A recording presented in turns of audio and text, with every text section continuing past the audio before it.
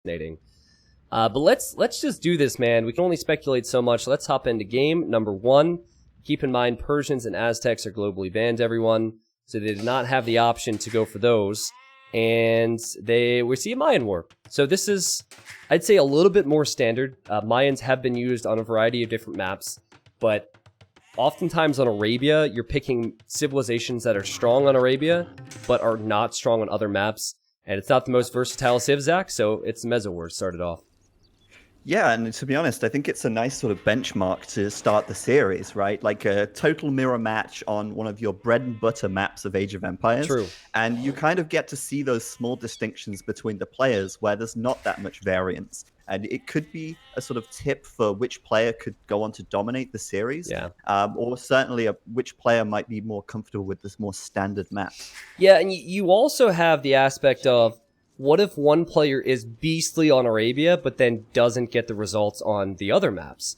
The previous set was a perfect example. Bad Neighbor, like, honestly looked like it could have been Viper, Leary, any big name that comes to mind for Arabia in game 1, but then he lost the other 3 games. So with Arabia being one of those maps, or the map that everyone would always play when they had the chance before the ranked queue, I think that's something else to think about. Yeah, and I'm excited for this series, man. The first 2 series today, the quality of those games has been so high. Yeah. You can really get the feeling that these players are giving it 110%. This is a tournament final. It's cutthroat. There's no coming back if you lose your series. Yeah. And I think that just brings it to another level. Yeah. I was a bit worried because I don't get to see the training and preparation, and I don't get to see the games, and so there's only so much that I can do as a caster. There's only so much that people who have worked on all these images and videos can do. We could have amazing memes, fun facts, videos, filler content, and then the games could be 3-0 every time. And that's the scary part of it. Like with Hidden Cup 2, I was very fortunate. The finals went to the final game, and the best player in the world almost was upset. So far I've been really pleased. Because round 1, there's generally more, or normally more imbalances. But even the first set being 3-0 and the second one being 3-1, the games were solid. Yeah, but also the way you've done the seeding, if I'm not mistaken, it's sort of random seeding. Yeah. So it's not like your typical tournament where you can guarantee the first round games are going to be a little bit more one-sided. I mean, we could see Viper versus Hera in the first round, and we're not going to know until the very end. Yeah, I think that I really wonder how players, and Leif Erikson's running forward now, and we'll talk about the maps here. He's going to lame. Okay. Well, many people thought that someone in the previous set was MBL. Leif Erikson did not hesitate at all there with the boar lame, and now everyone's saying MBL confirmed. He didn't even give that a second thought. He saw it and he yoinked it. I mean, what can you say? It's MBL, right? Yeah. Yeah, MBL rarely fails with boar lames, and there's usually little hesitation too. Like when I lame, I hesitate because I think, okay, I'm currently bringing in my own boar, and I want to be able to fully focus on stealing the boar, so I wait 2 or 3 seconds. But yeah, this is no hesitation lame. And Zach, what are you thinking as far as a Mayans war goes now? Because I think in the past, like maybe a year ago, we would have seen players full wall their base and always go plumed archers. That's not really the case anymore. Pretty much always. And I think nowadays it's sort of more centered around eagles, but I do think that the map sort of generation determines a lot of that as well. True. It depends on, can you close your map? Do you need a castle to protect the front of your map? And then sort of that is going to impact how quickly players can reach Imp. And I'm kind of looking at Leif Erikson's map right now and seeing how open this is on the front. And, if you're in his shoes, that's scary. Yeah, I think if he had one more wood line, at the bottom of this hill, he could wall it up super easy, but he doesn't have that, whereas you look at Yodit's map isn't perfect. You have 3 golds, which are relatively forward, but you have the wood lines, and the wood lines really help you wall up. So yeah, I think it's good that Leif Erikson was able to gain an advantage there and steal all that food, because map-wise, it's definitely more closable for the princess. Yeah, this is going to lead quite nicely into sort of like that standard Mayan meta right now, or, sort of meta in general, which is sort of shifted back towards Drush FC. And we're definitely seeing those big walls from Leif coming up on the right-hand side. obviously, walling the left is going to be a challenge, and we'll see how he deals with that as both players are drushing, so they'll probably end up neutralizing each other here. But I do wonder, do you think, Princess Yodit, seeing how open this is, might sort of think, hey, hang on a minute, I could probably get away with being a little more aggressive here? Yeah, I think the problem is, I believe the response to losing the boar was, okay, I'm going to stay at home, maybe push a deer or two, or just make sure I find all my resources, because Princess is actually going the wrong direction at the moment. So, unfortunately, no real opportunity to adjust based on what he sees at the opponent's map. Now, I noticed the palisade on a wolf, and this is actually a great opportunity to show you guys what that does. Leif Erikson noticed the wolves were there and placed a palisade on one. And now once the wolf leaves, he no longer can see the wolf over the palisade foundation. So that's a trick that told him that blue is coming forward with the militia. Oh man, that's a perfect engagement, Zach. That's exactly what Leif would have wanted. Beautiful. Oh, totally. Yeah, and he actually added the extra militia as well. He can get away with that thanks to that stolen boar meat. Yep. And now obviously going to be pushing out with that greater number of militia. But fortunately, Princess Yodit's fully walled. I did notice there was a hole on the left side of the wood line at Princess Yodit's base, but looks like they're going to go and block that off there, which is really fortunate. So what you do if you're in Princess's position is you farm a bit earlier, you send a few extra villagers to berries. You have the luxury to hold on, what? Oh, wow, Leif is, okay, Leif, I don't know how, Leif Erikson, I'm sorry, okay, I'm sorry. To me, that is clearly Leif. I was taught to sound it out in school, and I've heard others say Leif, Luff, or Loaf, whatever it is, he is gonna take the deer here, which I find to be kind of risky, and he's gonna lose a vill. Why would you send vills out there? Wait! Oh, lost a villager. Oh my god. Yeah, that seemed really sloppy. I mean, he knows there's militia on the map. Where did he think they went? Just into the Nether Realm for a while? Like, obviously they're there. So it seems really weird that he would send his entire army away and leave those vills exposed like that. My god, he's actually lost 2 vills now, and maybe even a third. He might get that third one out. from what should have been a useless drush, because it was such a good start for Leif Erikson to this. That was incredible. I mean, Yodit is going to be really happy. Yes, you lose the boar, but you kill 2 villagers. I feel like economically speaking, it's going to be way better for Yodit. Yeah, definitely. And I think we should leave him alone because honestly, I knew you were going to do that. Too obvious. Yeah. But he's actually going to go forward now as well. So, he's going to try and apply some pressure. He knows he's got the greater militia number. And he's zoned off Princess Yodit's Eagle Scout. So Yodit can't scout this at the moment. Yeah. So not really the meta in a Mayans War, but he's going for feudal into a forward, which is... There's a couple things now we've seen from Leif that have been very peculiar. I think the meta is drush into full wall, into fast castle, into probably crossbows now instead of plumed archers, and that's what blue will do. But I'm never a fan of forward production building, Zach, but this is a position that he could really pressure and do some damage. Yeah, it's definitely a risk building this far forward, right? Like, if he loses map control, he might lose the range, and then that's just, all the wood's down the drain. You've got to rebuild it back home. But I think he's feeling that pressure of having such an open map.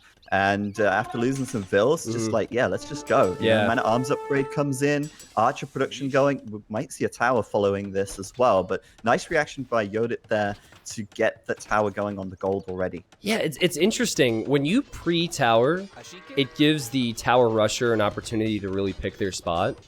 So I think while that tower, it secures the gold a little bit, it does give Leif an opportunity to tower like this. Actually, I still think his villagers are going to be in range. Yeah, a bit further back. Yeah. That's a good spot. Yeah, that's a good point. I mean, ideally, you want that tower on the front of your gold, right? Because otherwise, it can still get ranged from stuff on the other side. But he's got it up now, and he's going to go out with the skirms and the archery stuff. That's true, And if he can just deny that, that's going to be really lucky for him. Because, well, maybe not lucky, but, it's going to be great for him because he's on the way up to castle now, and he's just bought himself so much time. Yeah, this went from from, well, I bring this out since we're casting together, it went from hero to zero. like Red played this so well at the start. All he had to do, like, yes, he had a more open map, but he just didn't need to toss away vills, and he didn't need to go for feudal age aggression. And unfortunately, our overlay isn't accurate with the uptimes, guys, so I have to show you here, but the bottom you can see that the princess is about to be in the castle age and has gold and has archers. So I think princess will be loving this position. Yeah, and it's strange. I mean, Leif here, Leif is actually committing more vills forward here, and this is a disaster. What? Because Princess Yodit's cleaning this up. Yeah. Castle Age is in. This does not go well for Leif here. Yeah. Or Leif. What are we studying? Yeah, well, this is the thing. This is what we have to do. We have to make everyone happy and upset at the same level, so we have to flip-flop back and forth. That's what I do. Perfect. Yeah. Honestly, the best solution. Yep. It's Leif, Leif, and Loaf, and then everyone will be happy. And upset at the same level. But yeah, Zach, he could have stolen the board. He had more militia. He could have just canceled out Yodit's militia and gone for fast castle, but it just was never in his thought process here. And now I think if he can keep the Castle Age army from Yodit away for a while, then maybe he can stabilize, but could be a problem if Yodit adds a second town center and starts to gain a possible eco lead. Yeah, my worry here is he's a long way from castle right now. He's building a market at home so he can try and rejig his eco around, just to try and get up. But he's got these forward vills. This is going to be damaging to him economically now, and Yodit's only going to become stronger from this position as more and more crossbows start to come in. Yeah. This is suicidal on the front with those vills. Yeah, as this happens, I'm trying to think of a player who likes to go forward a lot. Backed and Vivi. But I already felt like it's funny because you cast so many sets and you think that the same player shows up 3 times, which isn't the case. It's hard to say, but we have to see more games, Zach. I'm definitely leaning towards one of the two there. For sure. It's like those multiple choice exams you get in school, and the teacher trolls you by making all the answers B. Oh, I hate that. Or hated like, that anyways. No, it can't be B again. It cannot be B again. You know what's funny?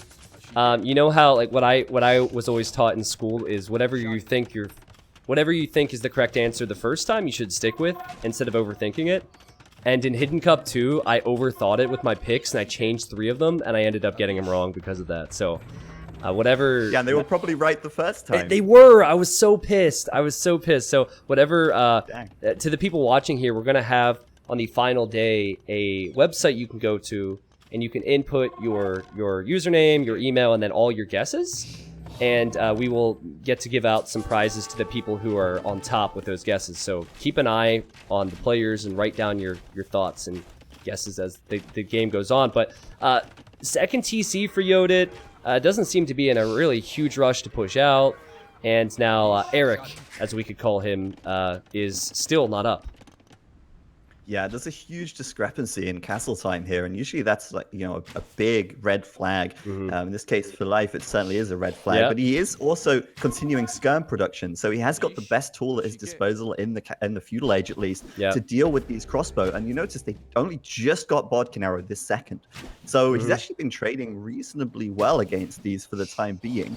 I know the KD doesn't look that great overall, but given that Yodit's a whole tech age advanced at this point, this is actually not too bad for Leif, all things considered. Okay. Yeah, I think it's interesting. I'd almost need to go back and just compare even Hidden Cup 1 games from 2 years ago. But I think now more than ever, high-level players opt to take small economy leads over finishing the game fast. And so you'll notice Yodit researched Bowsall, so that's 150 food and 100 wood. That would delay Bodkin. Also added the second town center for more villager production. That would delay Bodkin. So the hold is definitely possible. Oh boy. Yeah, I mean, still, even for red, he can hold this. But Princess is just booming up big time, already with a 5 villager lead. And he won't be too bothered about losing a few crossbows if he has that. No, and he's microing back and forth really nicely there as well. So he got good value out of those before they inevitably died. Yeah. I mean, if we rewind right to the feudal age, I mean, Leif at this point is undoubtedly behind. Yes. And it seems strange that they should be in this position right now, given that poor steal, given the fact they had the map control, or they should have done with the greater number of militia. Yeah. So it feels so unnecessary to be in this position right now. That's what I'm thinking too. Yeah. And maybe this is... don't freak out, people. Maybe this is the Viper in red, right? But for example, let's just say it's the Viper. Everyone has off games, but, you know, over a best of 5, which is so much more cutthroat than a best of 7, you have less opportunities to make mistakes like this. And even these villagers, they had a while to get out of here. Why are they here? This is just sloppy. Yeah, a lot of that blue army there is really low, but, you know, Yodit can kind of afford to lose these units right now, given they have the second TC, given they're raiding the farms at the top as well. This feels over. At this point, falling apart. Yeah, it's 53 totally. vills versus 38, and the crossbow's gonna walk right in, and Princess Yodit wins an easy game number 1, Zach. What went wrong for Leif Erikson, or Leif Erikson? That castle time killed him. It's so late, and even though, yes, he had a lot of skirms and they were reasonably well upgraded for a while, it's only a matter of time until crossbow with bodkin arrow starts to dominate that castle age there. Yeah, I think what the big thing that stands out for me was when he could have canceled out the drush for his opponent. He got early hits with more militia, and then he just went forward. He could have just... If the concern is I have an open map, so I can't go fast castle, first off, you could still take that back gold. It's possible he didn't scout it. But fight the militia, take your deer, build a mill out there, and your fast castle time is going to be fine. Instead, I guess he saw that as an opportunity to go forward, and he paid the price for it. But now I'm really curious, what type of a home map is this guy going to have? Like, what type of a strategy is he going to go for, and what type of a player is he? It was a very one-sided match, and I'd just like to add as well to that, you know, when you're going for a drush and your opponent's drushing, you can neutralize each other. And his opponent was walled up so clearly doing a drush FC that you have to question, well, you know, he could follow him up and even be a little bit open and still be in a safer position than trying to commit to this feudal aggression. Yeah, that's true. Yeah, I think there was a game in the qualifier. It was between Velez and Rubenstock. Both were Britain, so another mirror matchup where it goes into archers. Velez had a map which was way worse, but he just had a proper build order and still went for the quote-unquote meta and just protected himself by getting into Castle Age at a similar time. But game 2, will it be Bay? Some people call it Pants, or Islands. Bay is Bay, man. All right, let's hop in. Now, I love this map, and I also feel like the name is very creative and it fits the map. But many people call this Pants, so that's why we have a T90 Pants emote. Yeah, I was casting some of the Hidden Cup show matches that you organized, and I was saying as well, I love this map so much. It's such a great map, and although it looks like Pants, it is not Pants. Yeah, I mean, it's you know what? I have to admire chat for sticking to it, because it's very uncommon for people to stick to their memes. But also, it does kind of look like Pants if you think about it. Now, both have gone for Mongols. I've seen Japanese, I've seen Italians, I've seen a lot of Civs, I've seen Persians, but since Persians were globally banned, we won't see that. And Leif Erikson, again, going for the lane.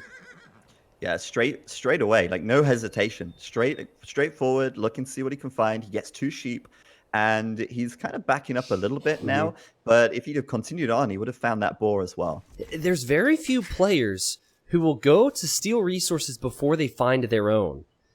I remember when I met Mr. Yo in Hamburg at NAC3, where all like having dinner, and I was talking to players about Hidden Cup and about how it was going to be announced, and we were still getting input on settings. And the first thing after Mr. Yo's mouth was, "What's the prize pool?" And I said, "It'll be over $50,000. And he said, "Oh, nice." And then he said, "Is there laming?" And I said, "Yes." And he said, "Oh, nice." So he's like, very good. So I know Mr. Yo is one to not necessarily lame as unsafe as this might have been, but he's another name to keep in mind. Yeah, and typically, you know, tournament environment, cutthroat environment, getting that little advantage in the early game can really start to snowball things. Obviously, for the last game, it really backfired for him and in the feudal age. But you know, now he's gotten a couple of sheep. It's a small advantage, and he can work with that. And you know, if he feels like stealing a boar is a little bit too risky, he doesn't want to put himself in that position, he can just back up, grab his resources, and take whatever small advantage he can find. Yeah. So on this map, despite this being a mirror matchup, we've actually seen this in most of the mirror matchups in Hidden Cup 3 so far, where players might choose the same civ, but their strategy is completely different. I think the best strategy, Zach, is probably to dock, like we see Erickson doing, fight for water, and then also take advantage of the hunt that is to the, I guess it's like northeast of the base. Yeah, it's actually quite interesting because I'm going to be curious to see how committed they are to fighting for water, right? Yeah. This pond generally has about 2,000 food in it, if I'm not mistaken, from the amount of fish there. That's it. And, do you commit 3 dock production to that, or do you just do a little bit, hurt their fish eco, and then get out to the deer and go scouts? Oh my god, this scout fight could be huge. Oh, and the princess wins. Oh man, that's massive, because now, if Erikson commits heavy to land or commits heavy to water, the scout will be there to know what's going on. Yeah, he's going to see it all, and obviously Leif will be playing in the dark. Yeah. Leif, sorry. But he could always use his fishing ship to scout. He could probably assume that Yodit is scouting here, fishing here, especially since he saw the villager coming out. Yep. So it's just a question of how committed he is to water, and also, I think that even maybe the bigger thing here is, when does he go out to deer? Because it's a very exposed location. Yeah, I think the worst part about being in Red's position now is that if you send 3 villagers out to deer, just hoping that Blue will not add lands military, that's all you're doing. You're hoping. Whereas Blue, it's so easy to see, oh, my opponent's adding a stable. All right, well, I'm going to make a few spears to defend my hunters. Yeah, scouting is king. Yeah. Both players, though, up to the feudal age Wow. now at identical time, which is cool. I always love seeing those little things. Yeah, that is pretty cool. Same time, same villager counts, of course. It's just the... Wait, is it the same villager? Oh, I guess it's fishing ships. Yeah. Green, not green. What am I talking about? Erickson has 1 more fishing ship. That's a lot. 4 fishing ships when you're going for really fast feudal and 2 dock fire galleys? He might actually struggle to produce 2 fire galleys right away if he's adding 4 fishing ships. Yeah, definitely. Yodit's only going for the 3, so he's going to have a little bit more, or should I say she is going to have a little bit more wood in the bank. And that second villager's coming out for the dock now. So we'll see if Leif can keep his production going. Yeah. And see if Yodit can actually get ahead here. I'm wondering if that dock is going to be... No, that'll come up in time, right? It's going to be close, but it'll be in time. Yeah, both of these players obviously know this build, because if you look at their ecos, they're both on 2 lumber camps, they both are sending the same amount of gold, they're both sending an additional villager out there to dock.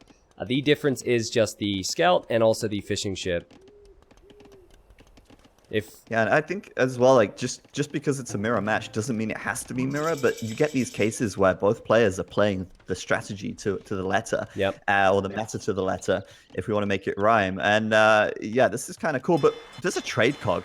Oh my... Tristan, there's a trade cog right now. So, this player chose this map for their home map, but their hotkeys weren't set up to make a fire galley. Are you kidding me? Or they've got fat fingers. I don't know. So I'm gonna tell you the recent update of DE changed people's hotkeys for some things, and so for me, I had the same problem. My like fire galleys were trade cogs, so I had to quickly change it. But the update has been out for like 4 weeks. We can agree that it was bad that it changed people's hotkeys, but it's Hidden Cup 3, Mr. Erickson. Oh. Yeah, that's going to hurt. I mean, he should have been able to stand toe-to-toe with Yodit there, but that cost him some precious time on that dock. I think he'll be okay for the time being. It seems to have stabilized, but look to the north here. We've got a villager from Leif going out, trying to lame the deer. Wow, okay, so snipe the scout as well. Villager comes over here to shoot the deer so they rot away. Come on, shoot it. There you go. I think he might get maybe a third one, and then the villager has to run away. I guess maybe he wasn't expecting Yodit to be out there quite so quickly. Yeah, I guess not. I mean, if you're going for a water build, you don't expect the mill to come out That early. perhaps so early. And yeah, I mean, right now they're fighting toe-to-toe on the water. We saw a little demo come out earlier, but it wasn't a great connection. But it looks like they're kind of even there for the time being.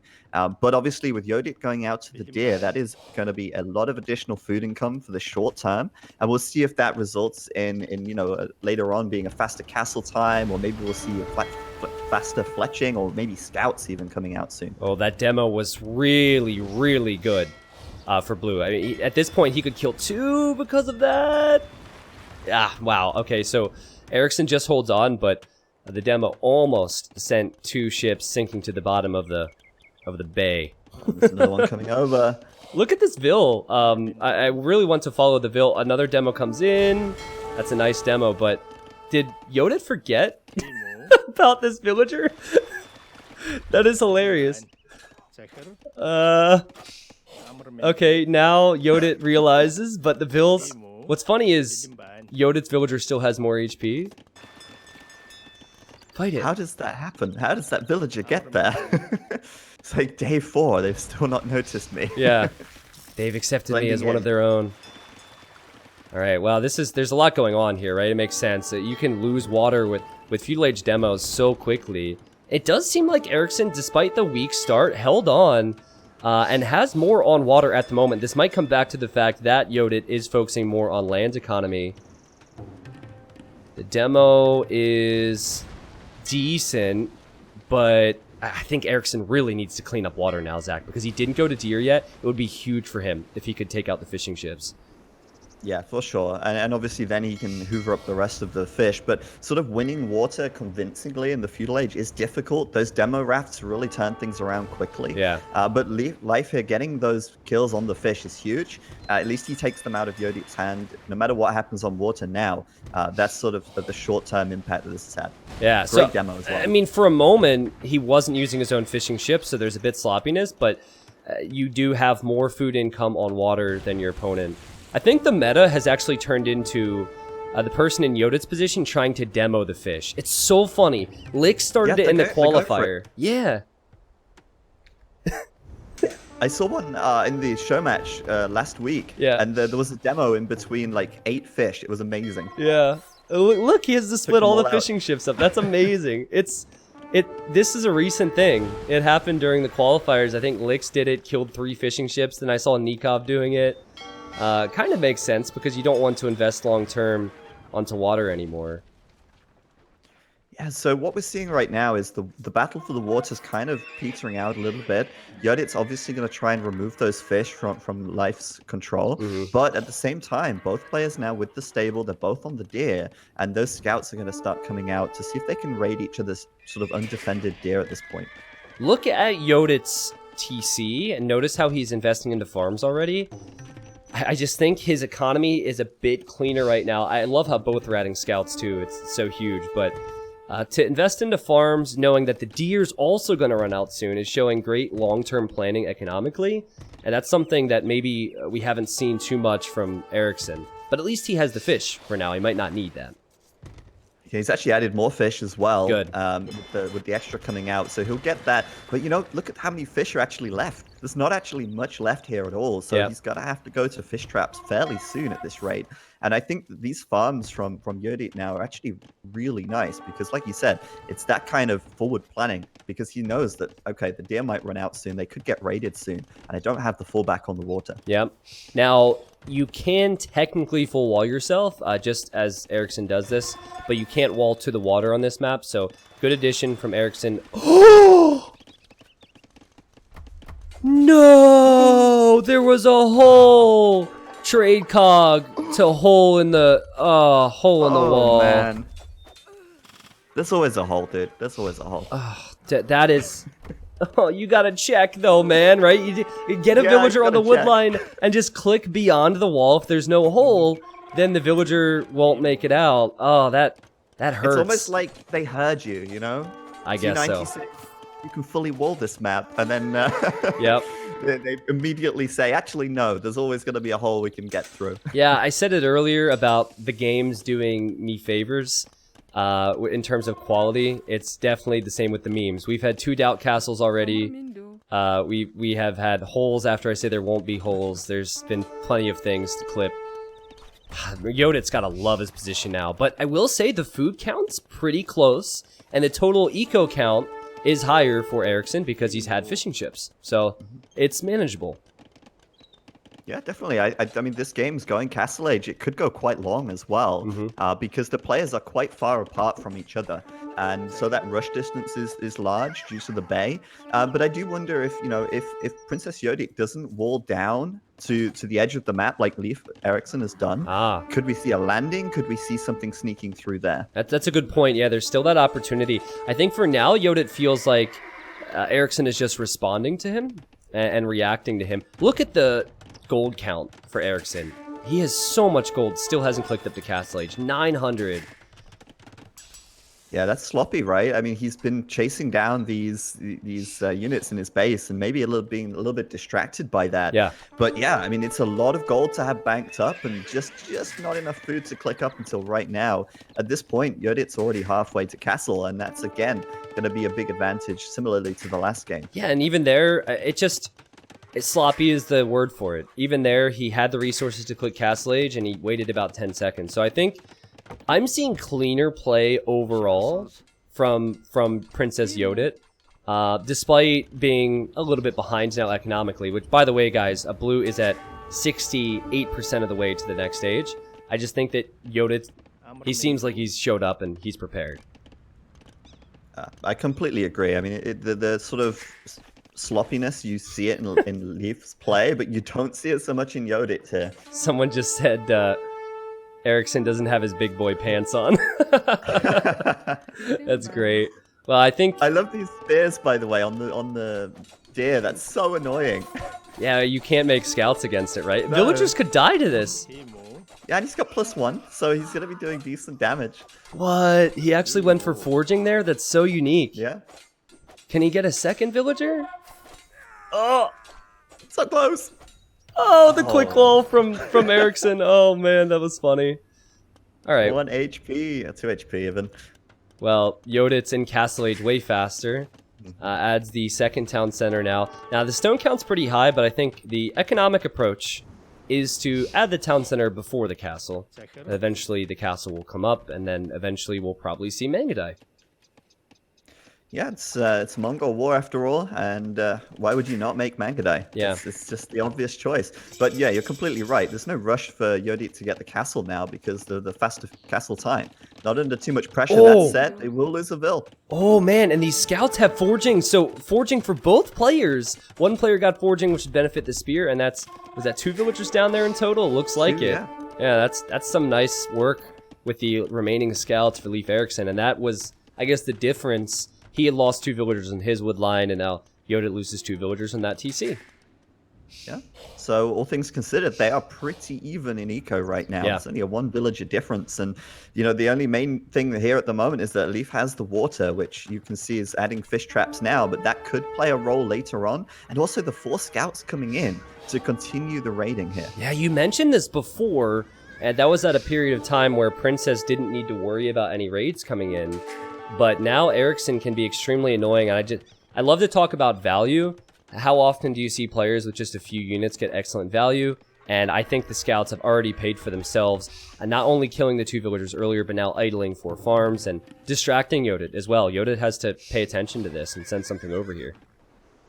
Yeah, they do have the 3 TCs and the castle coming up on the front now, though. So yeah. We'll start seeing some Mangadai coming out soon, I assume. And Leif should be doing the same, too, with his castle in just a moment, as he's about to place it down on the front there.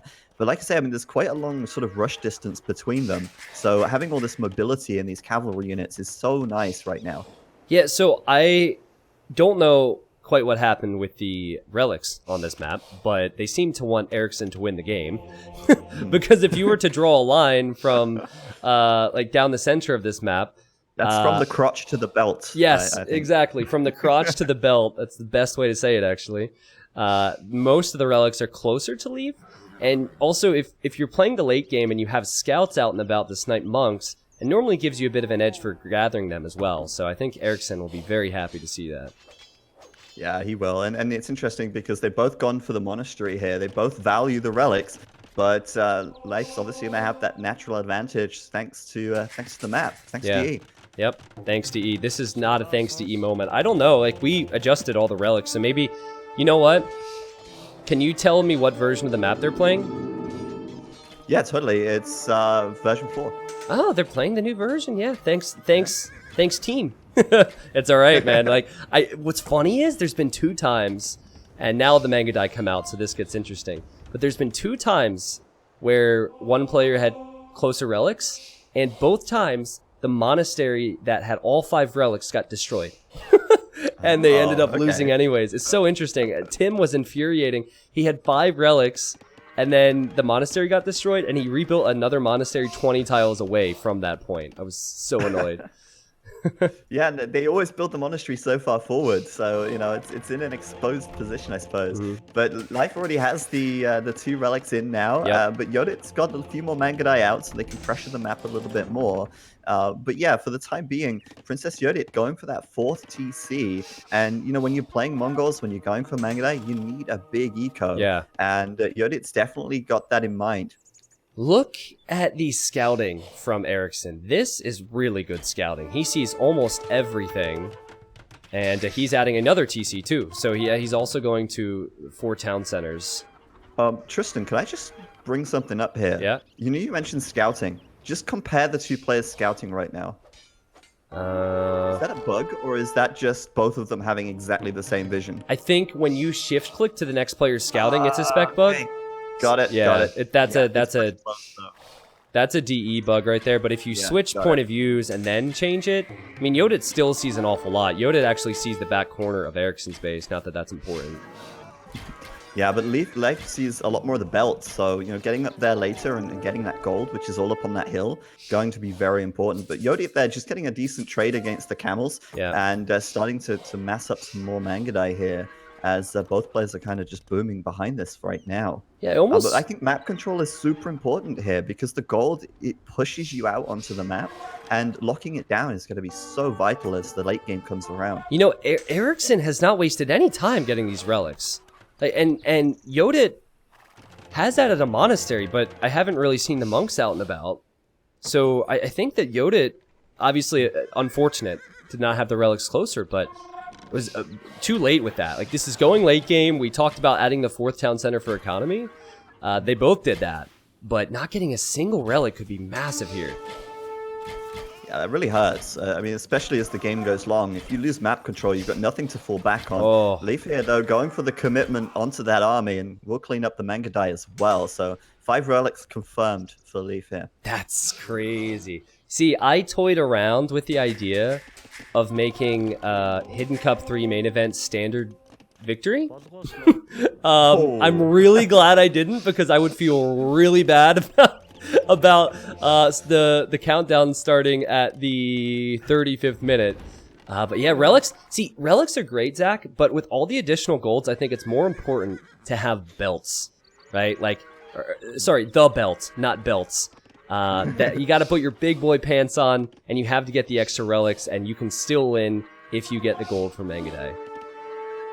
Yeah, it's just that transition point, right? Because the relic's going to give you that passive gold income over time. But if you get to the Imperial Age first and you start sort of steamrolling and taking map control, that is more immediately valuable. Yeah. All right, and we're actually going to see Yodit going up to Imp right now. Ah, Yodit. Okay, Yodit is on the way to Imp, 28%. And then no Imperial Age yet for Erickson. Erickson has a bit more in the way of useful military. But as I say that, his 3 Mangadai could get trapped. And yeah, there he goes to the Imperial Age. Yeah, so this one's going to go long. It's going to go late. And after seeing that Bad Neighbor and Joan the Maid game, I'm wondering if we're in store for some more slop here, Tristan. Yeah, could be, man. So let's talk through, I guess, the goal for each player here. It's obviously Mangadai, so we'll see a lot of micro for now until the upgrades come in. If do you switch out of Mangadai or add something in to complement the Mangadai? Yeah, I mean, you've got to get enough Mangudai up first. You can't just like stop Mangudai production and go, right, I'm going to start doing siege onagers now. Yeah. Like, it doesn't work that way. You got to keep that going. What I do think we might see is Erickson trying to get some more raiding going. Like, Mangudai are fantastic raiding units, and if Leif can kind of like pop over to the other side of the map and get in those farms, that's going to force a big reaction out of Yodit here. Yeah, it's true. And having the water control makes it more difficult for Yoda to wall that area. A great awareness from Erikson. He seems to be playing very safe. Kind of getting... like, the one thing I would say about Fire as a player is that he plays extremely safe and solid. And he rarely does anything out of the ordinary. And I'm kind of getting some potential Fire vibes. That said, Yodit is going to loop in with the Mangudai as Erickson builds an outpost, though, to react to it. That was sick reaction time to dodge that. Yeah, and you know, you're saying this could be Fire. That's really interesting, you know, because the Islands is his other home map. Ah, that's true. Fire would definitely choose Islands, and I think it was his first home map as well. Yeah, it was.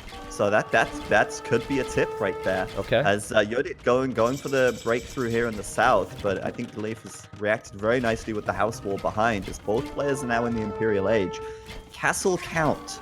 That is going to be important here. Cannot lose castles. Cannot fall behind in Mangudai production. Yeah.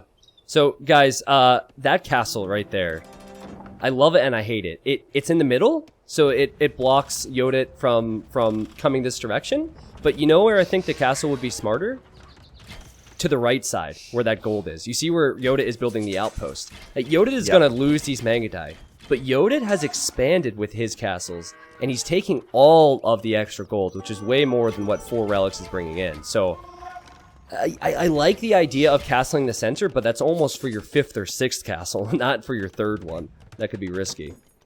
Yeah, and like I say, if we draw that line between the crotch and the belt, it's kind of, the resources on either side are quite evenly spaced. So, you know, he doesn't really have much control of any resources with that 3rd castle. Yeah. He you know, got that town center now going up to the northeast, and it's so exposed. There's no castle to fall back to. It's just the TC. Well, Elite Mangudai at least is in, and Erickson was way faster with the upgrades. Sorry, guys, I'm going to need to fix this again. Thanks, DE. Keep getting my mouse unclamped from the window. How do I fix this then? We'll sort it out, but it will be Elite Mangudai for both. There's a... Oh, here we go. Fixed. Cool. So first Treb out for Yodit, and I think this really sort of hammers home your point about that castle from Leif there in the middle of the map. It's already under fire. Yeah. And, you know, that's kind of such an easy target for Yodit right here. It's just... Like, he has full relics, right? He gets Elite Mangudai faster. I think Viper, if we're going to use him as the benchmark, which most people should, he would build the safe castle to the right side and just mass more Mangudai and try and control golds. Other players might not do that. Check the farms, though. Yodit's farms. They're on there. Yeah, you called that one, man. You definitely called that one. There's also a stone there, too, so that could be an area for Erickson to continue to focus on. He also did pick off some villagers in the north, taking a reasonable fight on the hill at the moment. But, again, the castle was probably the biggest mistake that Leif Erikson has made in this game, beyond the whole. Yeah, I'd agree with you. I'd agree with you there. And I think he's tried to take this raiding approach as soon as he's hit Imperial here. Yep. He hits some of the gold at the north. He's on the farms there as well. But he can't afford to lose castles, and he needs to deal with this now. And I think that castle might just go down. And look... Unless the Trebs get sniped. Oh, will the Trebs get sniped? Castle, if they fire one more volley, it goes down, yeah. Yeah. I'm noticing the sneaky stables from Yodit, who had such good prioritization of the map. So sneaky stables to raid with light cav and controlling all of the extra golds. I know that that Leif just got his 5th relic, but oh, actually, no, he lost the monk. But if he didn't have the relics, I would say that Yodit would be in a much better position at the moment. Yeah, I mean, just look at the map control from Yodit right now. Yeah. And this is a really big tell as well. Leif's actually going into Elite Skirm right now to support this army of Mangudai, which means they are not comfortable with their gold income for the foreseeable future. That's a good point, whereas Yodit will think, all right, I don't have the relics, but whatever. I think the norm is probably to go Elite Mangudai and then Hussar. Wow, this is 20 Mangudai for both. And the Trebs are coming right to this TC. And it's a Doubt Castle for Erickson. Erickson, you needed to castle here. And now you're losing control. This is crazy from Yodit. Yeah, Leif's pushed all the way back now, and that castle's going to go down. The TC's now under fire, and Yodit's just doing this slow, steady, methodical push, and it's working out so nicely. Skirm's in, though, and that could really help to sort of bolster Leif's position, but then we've got Hussar on the other side, so... Yeah, that's true. I mean, this is why... Now, Elite Skirm in addition is not a bad move, but it's not a mobile move, and I wouldn't say it's a real...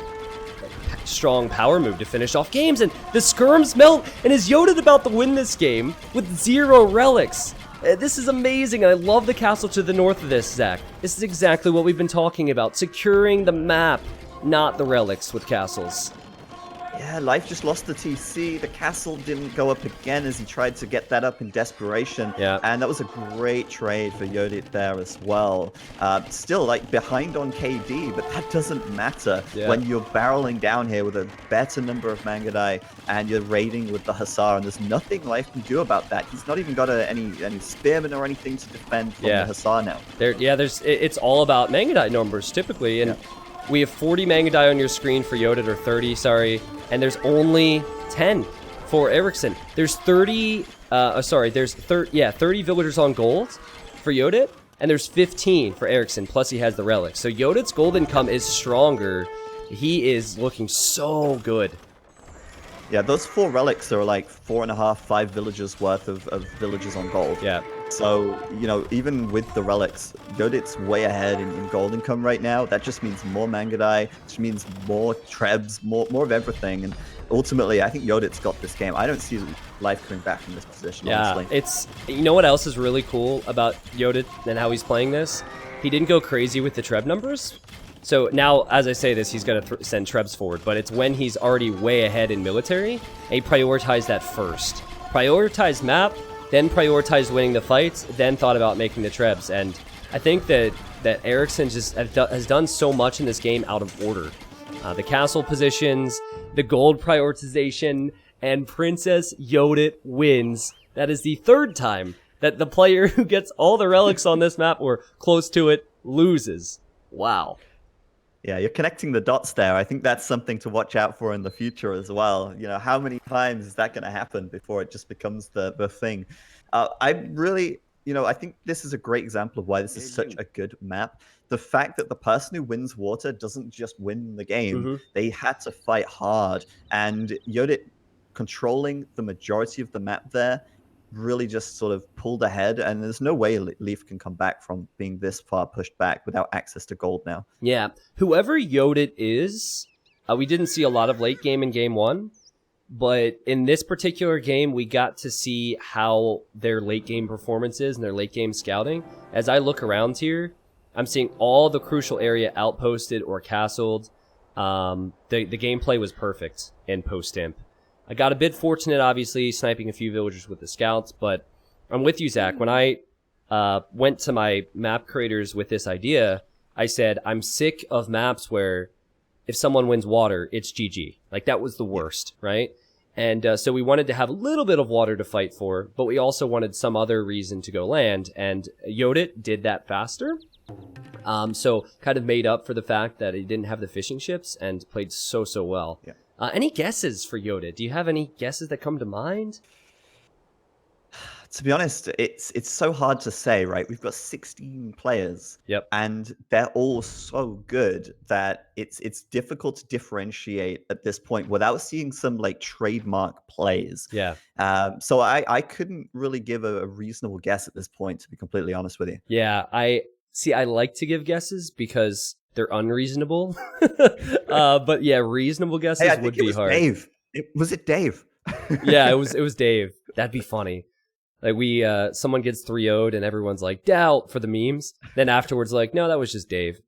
But I'd love it. More food, wood, stone, gold collected despite the relics. Just fantastic late game play from Yoda. Some people are saying ACCM. I would describe Yoda as a player who's in good form and solid, doing all the right things. But there was no flair yet. We haven't seen anything that really makes me think, yeah, this is the Viper, this is Hera, this is Leary. It's just a really solid player.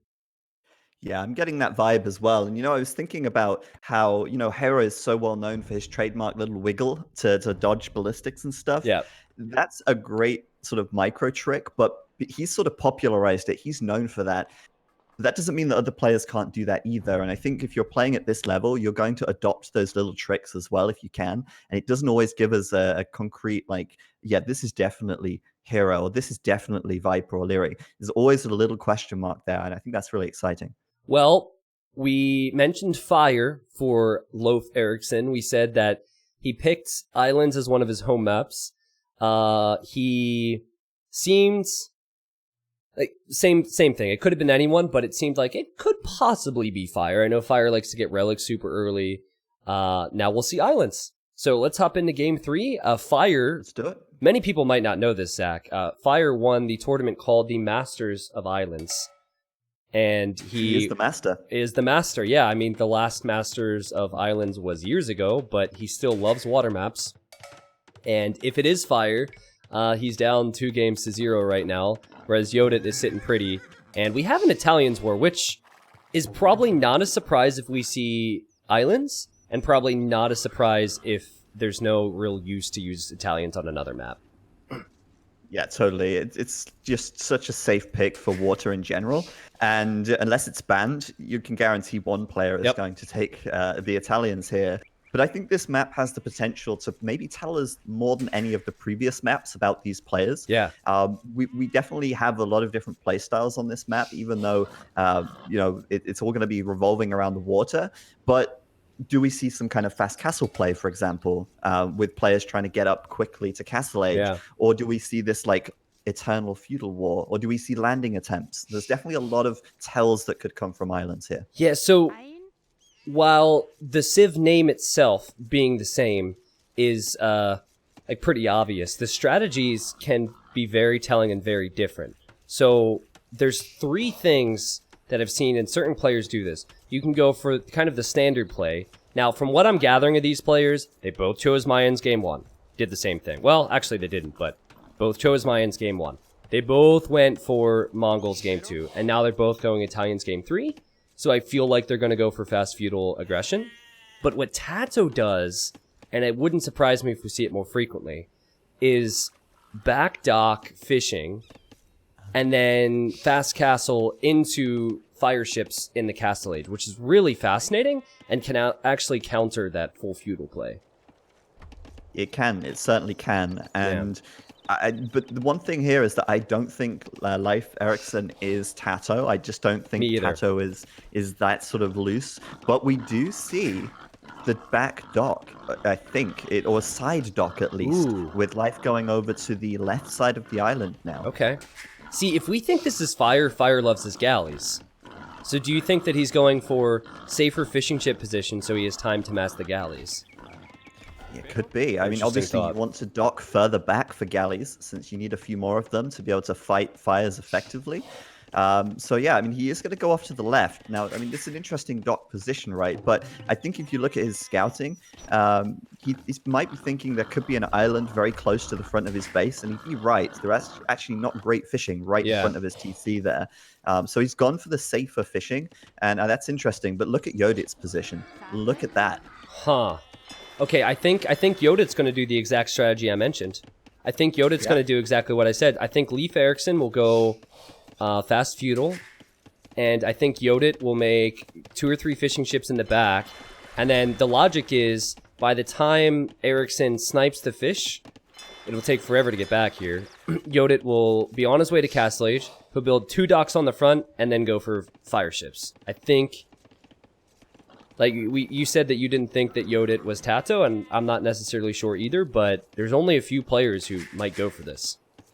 Yeah, you might be onto something there. I mean, we could be seeing Fire Tato right now, which should be an epic island game. Yeah. Yeah, I mean, obviously the back dock could mean galleys as well, but it's probably more likely to mean that we're going to see the fast castle attempt here. We'll have to keep an eye out, see if we see a mill coming up from either of these guys nice and early, because that is also an indicator.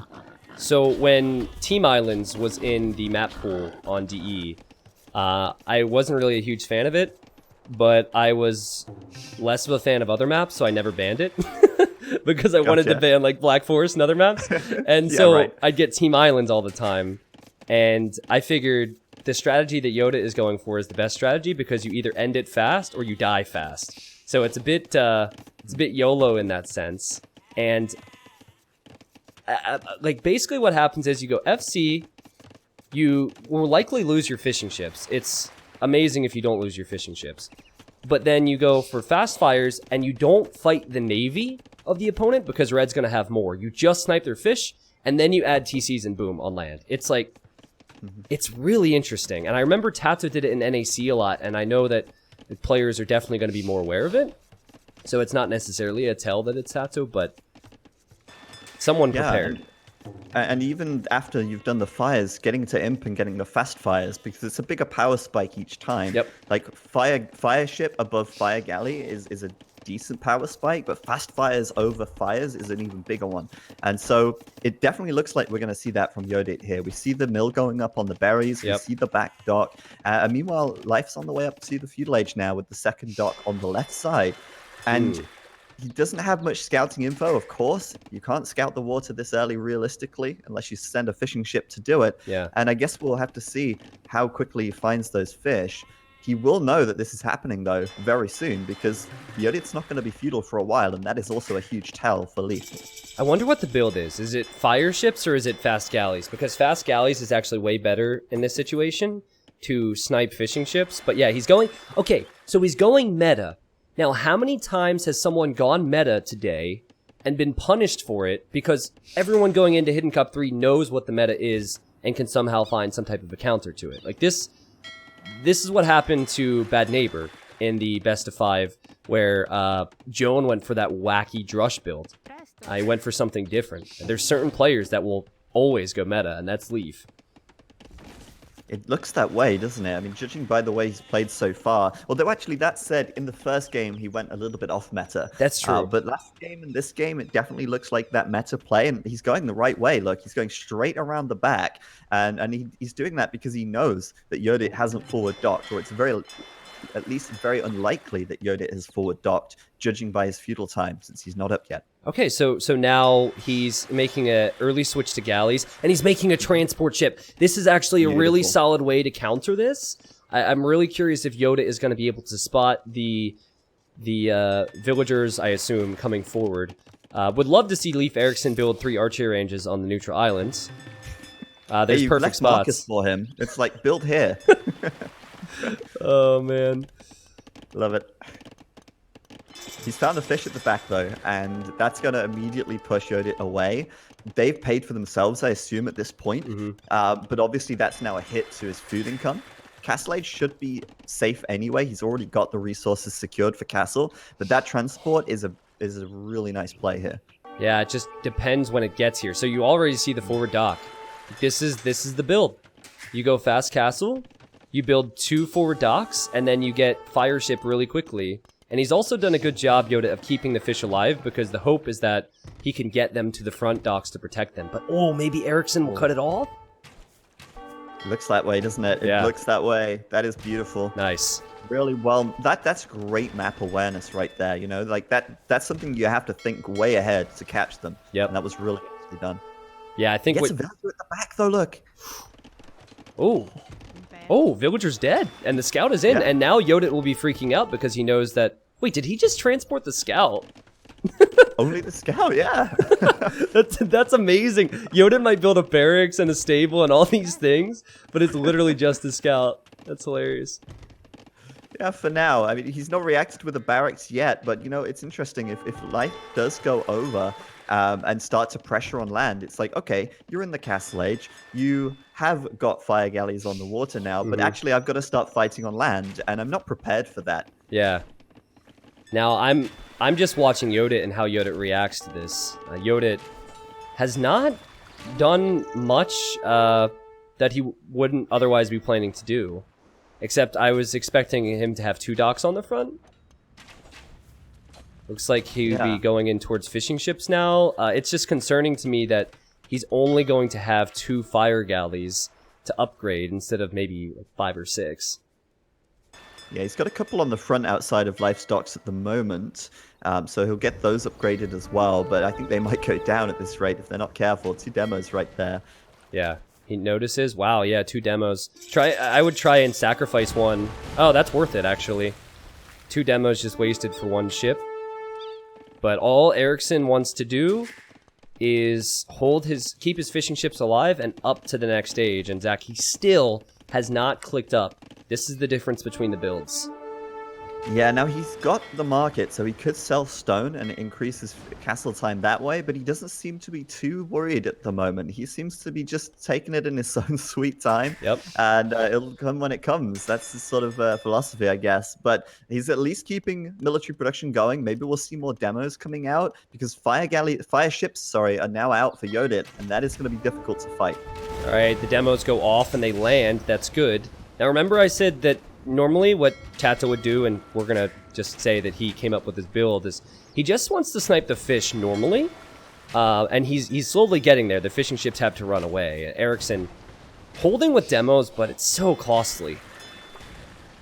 Yeah, demos just don't trade that well against fires unless they hit more than 2, or 2 or more, sorry. Yeah. If you just run 1 demo into 1 fire, that is a good trade. But he is stalling. He's trying to buy time. And I've got to be honest, he's done so quite successfully for now. His fish are still alive. Yep. So if the fishing ships stay alive, then the Vil lead that Yodit is going to get won't matter as much. And I say Vil lead, and I mean literal Vil lead, because he will have more villagers. He's holding, man. He's slowly holding. It's such an interesting build. Like I said, you go for I almost said fast fires. Is technically not fast fires, but the early fire play. Quickly. Yeah, and then you add TCs. It's just to get an eco lead to go to imp faster. Totally. It's calculated the whole way through. Yeah, it is, and he's actually keeping his production going. You know, Yodit's kind of just sending in fire ships 1 by 1. Yep. And Leif actually has this defender's advantage. He's reinforcing, like, sort of more quickly, and he's actually able to keep these fire ships back for now. It's not going to be, a great trade long term, but it's what he needs to do until he reaches castle, and he is nearly there now. Ooh, okay, so he actually used the demos there. I think if they were upgraded, it would have done a whole lot more for him. But the back dock with the fishing ships is still good. Keeping an eye on the town centers. It's 2 town centers for Yodit. Can't really afford to go for the 3rd right now, but it will be coming. And, okay, now Erickson is in the next stage. 41 eco for him and 39 for Yoda. This is a very close game. Yeah, I like that Leif has actually sent 4 galleys around the back, trying to see if Yodit's gone back onto the water, and he's going to find no fishing ships there. But it is nice that he's sort of taken that sort of weaker group of galleys to look for any fish and go hunting. Yep, smart thinking, and Yoda doing the same. Yoda is actually chasing 6 fishing ships and the transport ship around. And look at this guy! He's patrolling on the other side! This is amazing play. This is the same thing we saw from Erickson earlier. The transport will probably go down, and some of the fishing ships will go down as well. That is just so good from Yodit, who already has the villager lead. He got everything, dude. That's huge. And we're going to see now just fires on fires in the middle. But what's interesting is that Erikson is actually adding his 3rd TC straight away. Nice. He will be up on 3 TCs before Yodit here, which is, I think that's interesting. Yeah, it's actually the food that those fishing ships brought in that's allowing him to now create more vills. So that combined with the fact that the military numbers are even at 10 apiece makes us very, very close. And as I say that, Erickson snipes 2 fire galleys and now will run back for reinforcements. Yeah, Erickson is still in this, Zach. Yeah, I'd say so. I mean, things could be a really close game for quite a while here. They're standing toe-to-toe at the moment. A couple more demos coming out for Yodit, though, and they could hit big. Ooh, there's one. That is a big, big demo. Nice. The next one's perfect. Oh, that was so good. And I love the repairs, too. But now we have a demo from Erickson, and it's right next to the repair villager. Not the best, but he's still in a good position. These guys are trading off really nicely. And, there's another demo coming over. Had the potential to be huge there, but kind of scuffed it slightly. Yeah. But all in all, I mean, kind of back and forth, evenly trading on the water now.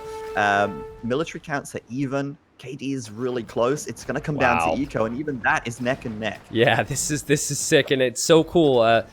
I feel like in Italian War, while we do expect the Civ, there's so much versatility to the civilization on water that you can see different strategies have different areas of success. You know, you mentioned the demo on the war galleys earlier. It was quite massive there. All the war galleys were weakened, and Yodit is on top now on the water. Yeah, he is. Actually, it's crazy how quickly things turn around on water as well, because especially when you're going fires and demos, you generally aren't massing huge numbers of galleys like you would normally. Yeah. And so the military counts generally stay quite low, and for that reason, it does kind of flip-flop quite a lot, especially with demos being able to do so much damage in one go. Okay, so here's a tell with Tato. Now, obviously, all players can do this. But Tato likes to steal relics from enemy islands because he knows it's going to go late. And I wonder if he's tempted to get this relic on the shoreline at Erickson's base. Because I hear he's making monks right now. Yeah, Erickson's actually going to grab that, though. He's already got one in his monastery. He's going for the second now. Okay. So, I mean, that could have been a play. There's definitely a relic on the neutral island that's up for grabs. Yep. And it looks like both players definitely considering that relic sort of advantage perhaps at some point here.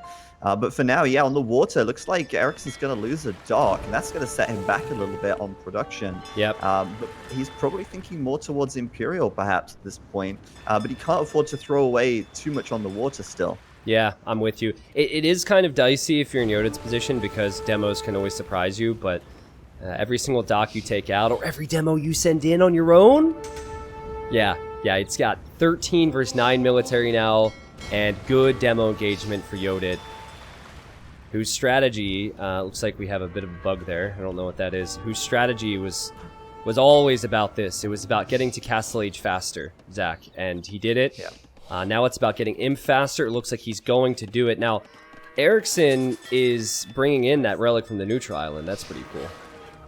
Yeah, it doesn't make me think it's Tato, though. I'm not buying Leif as being Tato here. Yeah, I was thinking if anyone, it would be Yodit, but yeah. I'm still uncertain. It just seems like a player who's playing very solid at the moment. Yeah, agree. And, well, we've got the Imperial Age coming in for Yodit now, so that faster castle time translating into a faster Imperial time. Yep. And it's interesting because he didn't commit to 3 TCs, it was just the 2. Just 2. Because that Imperial time was so crucial. And obviously the 3rd TC kind of slows you down to Imp a little bit. So I want to bring this up again. Erickson went meta. Meta is 3 TCs. Yodit realized that a 2 TC play could possibly give him a faster Imp, and that's what it's doing for him. Oh my god, that's a lot of demo. Oh my goodness. Is that worth it? Dude, that was totally not worth it. I got so excited seeing that fleet of demos come out. I was like, this is going to be great. Oh. Yeah, I feel like the goal is to collide with more than one enemy ship, and he just hit one with every single demo. It might as well have just been fire galleys there. Oh. Yeah. Oh boy. Oh boy. And Yodit now getting up the, is that careening coming no in way. yesterday? Oh my goodness. That one demo from Yodit, sorry to interrupt, Zach, is about to get more value. More value than the 5 did from Erickson. Oh. Yeah, that's disappointing, to be honest, seeing that. I kind of want to see these crispy plays, and for Erickson, it has been a little bit off today, and you know, it can happen, but I'm worried for him, to be completely honest. We've got the careening tech in now for Yodit, sorry, and Imperial Age. There it is. Yeah, Imperial Age. Does he have the resources for shipwright too? Sometimes you'll see players wait for shipwright, which is cheaper. Dock techs are cheaper for the Italians. I don't see shipwright on the way yet, but that would be huge, and it looks like he's saving up the res for it if he doesn't have it already. And so you see fast fires, and it'll just be full water control for Yodit. Totally, and maybe at this point, Leif has to think, well, I need to either land, or I need to start getting some back docks up, or something, to be able to contest this in a few moments' time, because Yodit here could very easily take down the docks, and actually, he's docked on the right side. I didn't notice that on the front there. So he has got the docks, but he could still lose a lot of docks in the next couple of minutes before he gets fast fire himself. Yeah, Yeah, it's so funny. If you guys go back, I guess for those on YouTube, you could do this.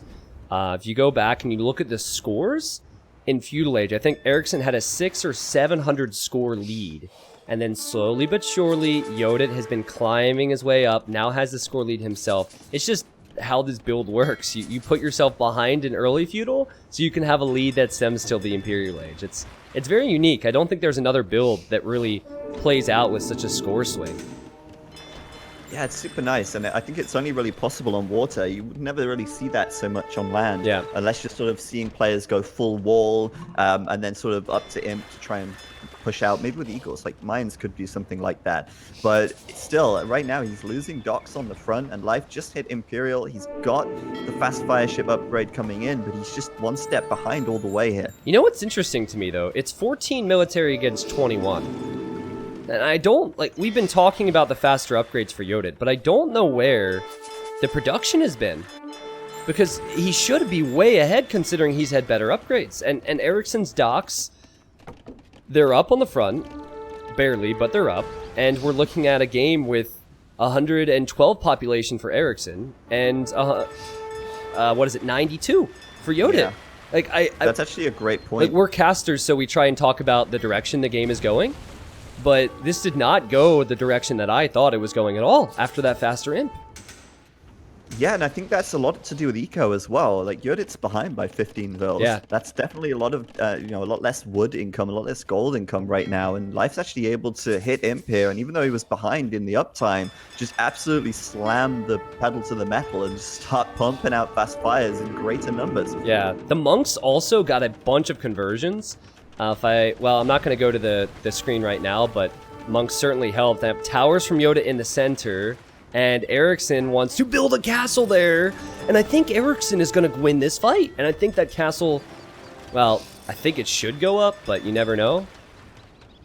Yeah, you never know. There's a demo there that could always cause trouble. He's actually deleting his castle. I think he deleted it just to be safe. Didn't want that demo to accidentally take it out and end up losing the entire stone investment there. Dude, the eco is definitely paying off now for Erickson. He's going to be faster to Galleon, and it's 27 Navy against 10. Where? This is so good. What did Imperial Age do for Princess Yoda? He got the fast fire, but he had none of them. Crazy. Yeah, this is so good for Leif now, and to be completely honest, without being too biased, I'm kind of glad. I don't want it to be a 3-0. I want to be here. I want to see more games. So for Leif, this is really looking up, and it's amazing how quickly things turn on water.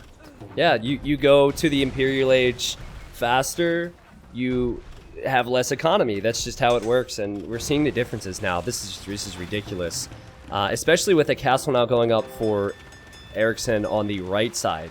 He will secure more gold. He also got that relic earlier. Did so in game 2. He got 4 to be exact, but that didn't work. Here on islands, when players can sometimes have to buy wood because they run out of it, that would be extremely helpful. Yeah, and it doesn't seem like a problem now. It doesn't seem like something to worry about now. But gold and wood, they will be so valuable if this game goes long. And getting that control now is so good. But Leif switching into the galleons, making that switch. He's even got chemistry on the way, so they'll be fully upgraded in a minute. And that's kind of like the logical switch once you sort of transition past the point where fast fires sort of fall off a little. This tower's cracking me up. He researched heated shot. And he got guard tower? Yeah. So this tower has been killing so many galleons. It's hilarious to me. Look, he's even repairing the tower and hopping back inside. That's so annoying. The tower is doing an insane amount of damage against these ships, but that's all he's really had going for him over the last couple moments. Yeah, that's great. That's great. And actually, you see the Siege Workshop in the middle as well. You think he's thinking about getting some rams up on that middle island? I mean, obviously the villages are dead now, but maybe that was the plan there. So I have some concerns about building a castle there, but I think that towers might be a little bit more safe. Yeah, I think maybe it was in response to the towers originally. But if you castle there and then Yodit castles on his island, he can actually treb you over the water. So you have to be a bit careful about that play. Yeah, there's always a risk there, but it does also give you the range over the docks, which helps you to sort of keep that map control, and you do a lot of passive damage there as well. We see Yodit's castle at home, And that's kind of like, protecting the bay a little bit. But I think he's maybe thinking about trying to treb that castle. Yep. I think it's out of range, though. Might be close. Yeah, I think you can range that. So that was on the right side. That was the concern. On the right side. Yeah, I see what you mean. Yeah, so I actually never like to see castles positioned like that. I'd prefer red build it further back, but he might not have had space. Blue is going for a sneaky transport in the back, though. Maybe he feels like he's lost on water, and he has villagers and a scout. Condos, dude. Is he going condos? Or is he going... He's going scouts? Well, Erickson spotted it, and he's immediately reacting. Oh, God! Okay, the villagers are here now. It's a party.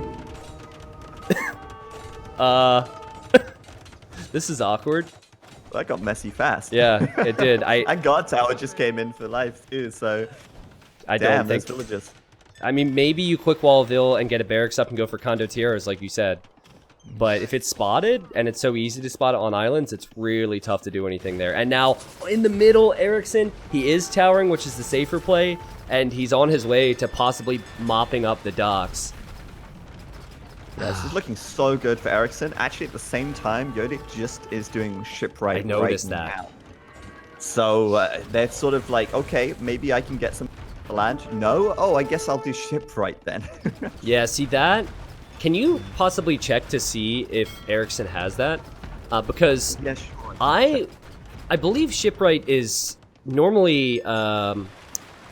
I think it's 1,000 food, 600 gold, but for Italians, it's like 800 or 750, 400. And Yodit definitely had the resources for shipwright when he hit the Imperial Age, and I just assumed he had clicked it. But to not get shipwright here is huge. I believe Erickson probably has it because he's produced so much more. He does not have it, actually. Oh, okay. Shipwright right now. As far as the tech tree is telling me. If it's lying, then I'm wrong, but... I don't see it in the tech tree, so I think Erickson's missing shipwright 2 at the moment, and well, I say 2. Actually, Yodit does have shipwright now, but he doesn't have any docks, so you might need to get some docks out, fella. Yeah, that's true, Obadiah. It's 50%. I always forget. Like, I always remember Italians are OP on water, but I always think it's 25% discount. They're even more OP than I thought.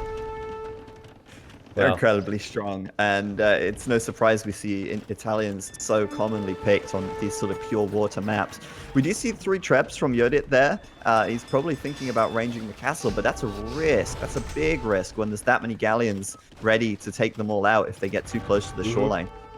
Okay, so I wonder how big of a difference shipwright is going to make, because that's the only thing Yodit has going for him. He has less navy, but he can afford to produce more, potentially. And one thing Erickson's been doing is going only galleon, which can sometimes be rough against fast fires. So here it comes. The Trebs have come out, Zach, and 1 Treb has already gone down. Yodit this is probably his last stand here. This is his last attempt. Yeah, and I think Erickson's about to turn up the heat as well, because I saw him doing infantry upgrades at the Blacksmith, which means we could be seeing a Condottiere landing from Erikson soon as well. Yeah, repairing the Trebs now, Yodit. 3 out of the 4 Trebs have gone down. He does take out the castle, but he's not pushing it all on the right side, and Erickson still has the additional relic. He still has been taking all of this gold freely. I still think Erickson will be very happy about his situation, and this is even before that potential raid comes in. Yeah, I'm not seeing much on the raid front at the moment. I think he's focusing more on the water, but those techs are being done in the background just as in preparation, I think.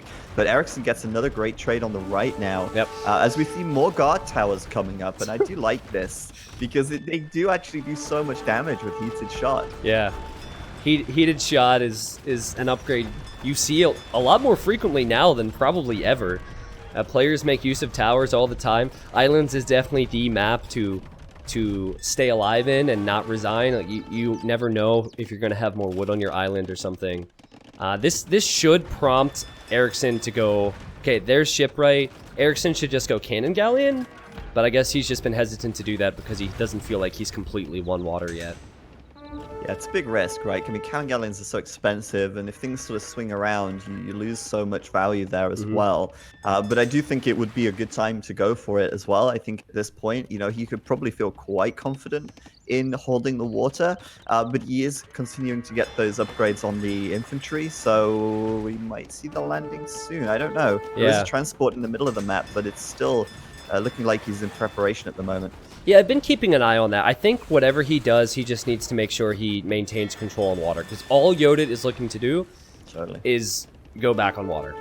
So there's nothing worse than investing into Cannon Galleon, which is expensive, and then having 5 Cannon Galleons, but less Galleons and fire ships, and just losing everything.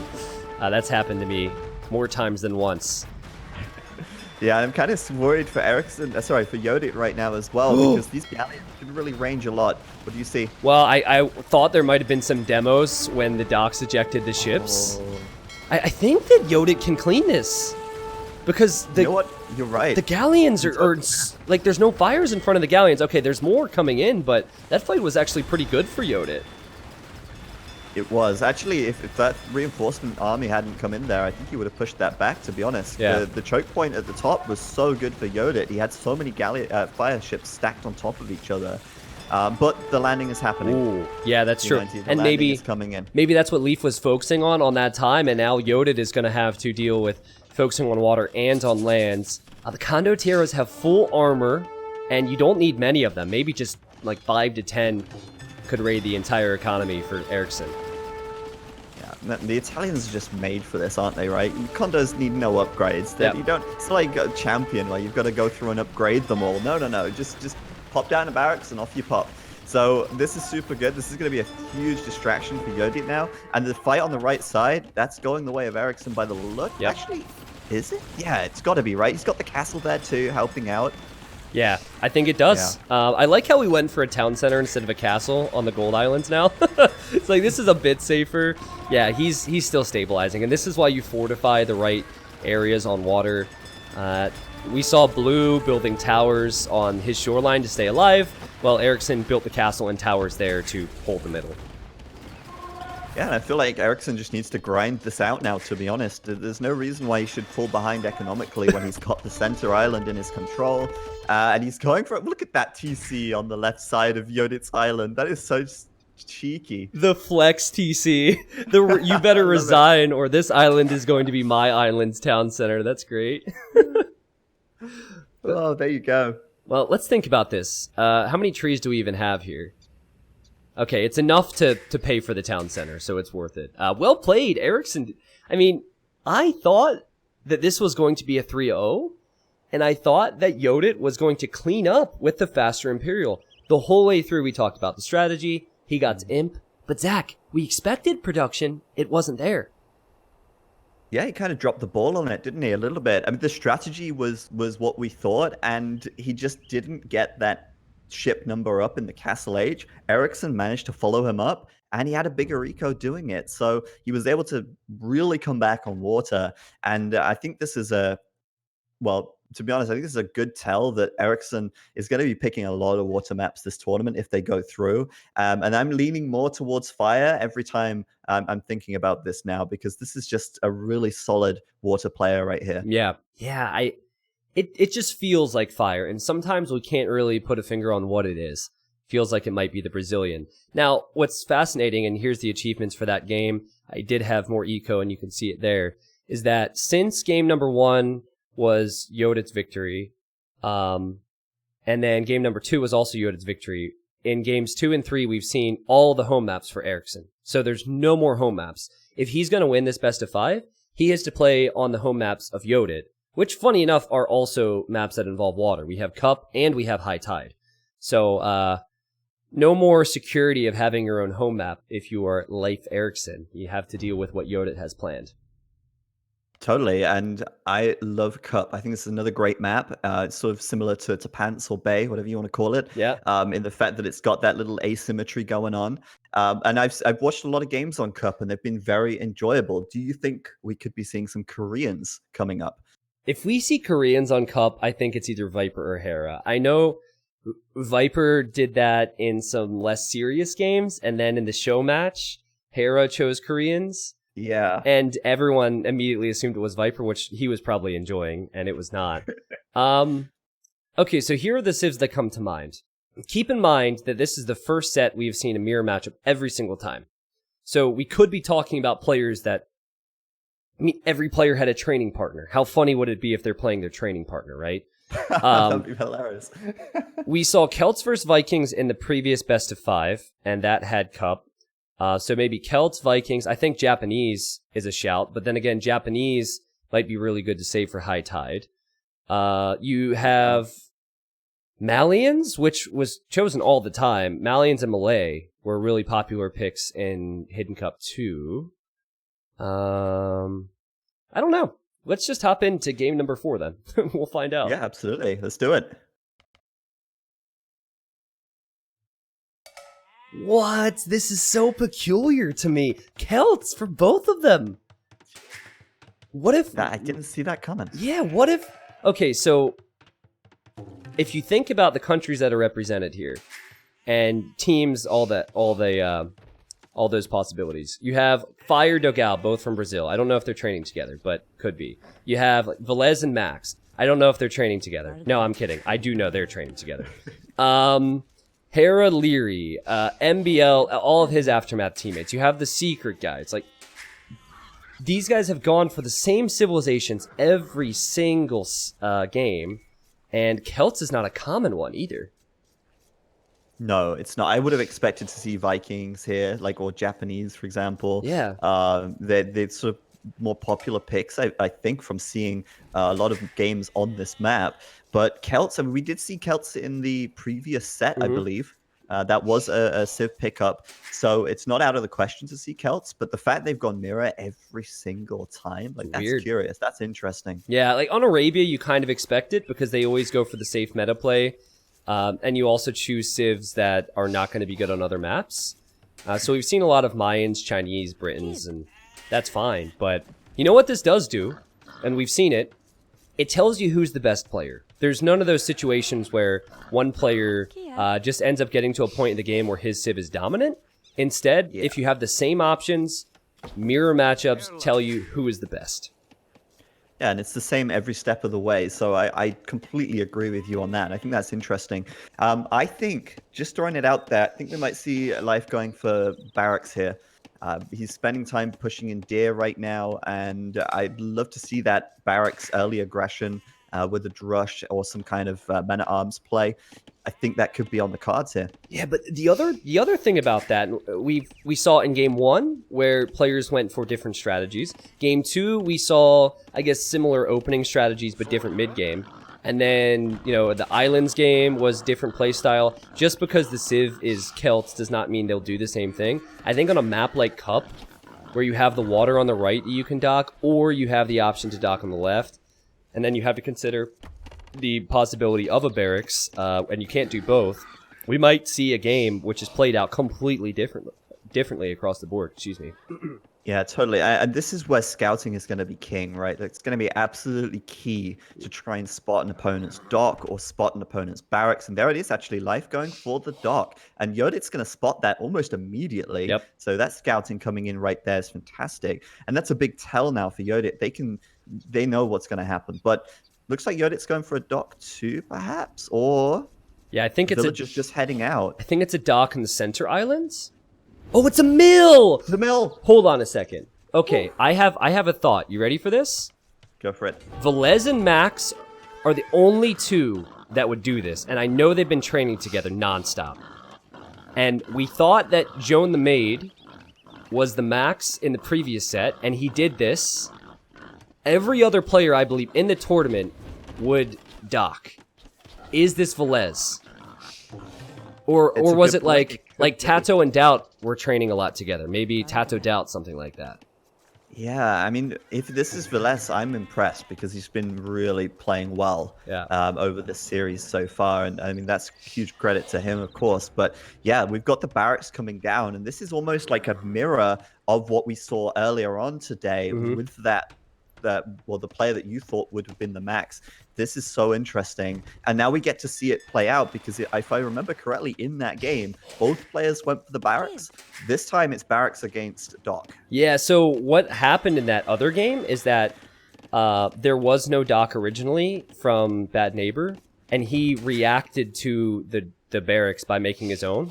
But here, okay, Princess Yoda, what's this Vil gonna do? So when you can just wall it in. Walling it in. Oh, wow, yes. Love it. This has never been seen before on this map. This is sick. So you make militia to drush the fishing ships, and then you just wall in the dock and say, oh, good luck. Oh, that hurts. That hurts so much because it's such a big investment into the fishing ships. And there's nothing red can do about this. That's the beauty of it. Do? Yeah, that's the beauty of it. Because if you invest wood into the fish and the dock, then you don't have wood for the barracks. And this is beautiful. So, I mean, you drop off whatever food you can and probably try and keep the fishing ships alive. But that dock is going to be rendered useless once the walls come up. At least Erickson is... No, Erikson isn't even on the way to feudal age. So he's going to make a counter barracks for counter militia.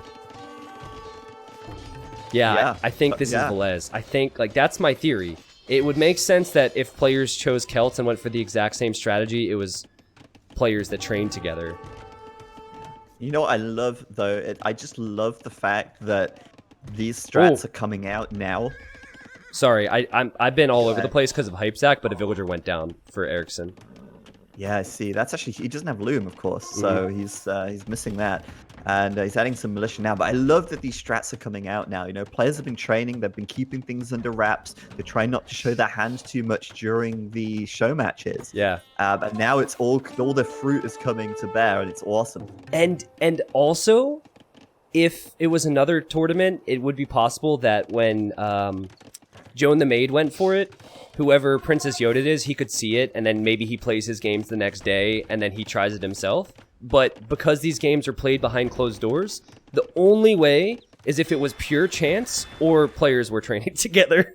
So cool. Yeah, the dock is walled in. That's something I thought I'd never see. And now we have the counter drush for Erickson, and also a dock on the left.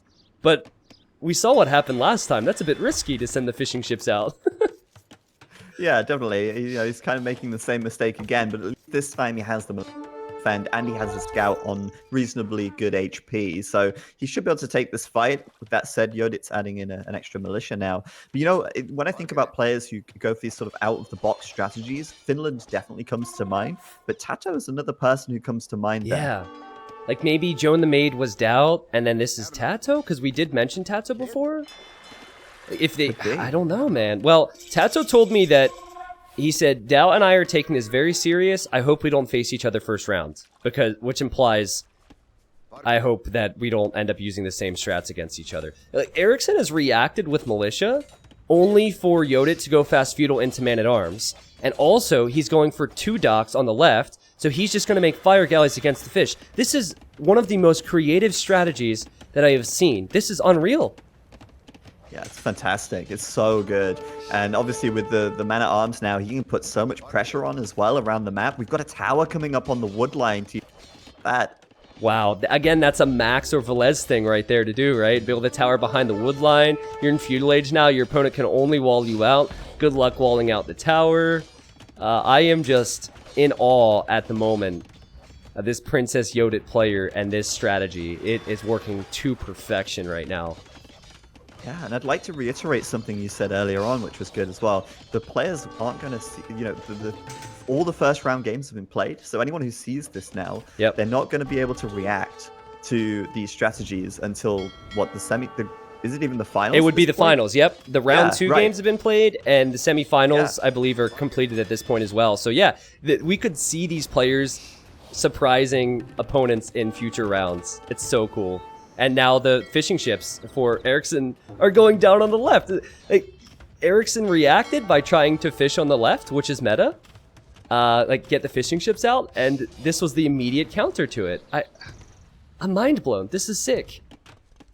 Yeah, this is so nice. And then the other side, Leif, has gone for the raid on the wood line. That was quick walled in by Yodit there.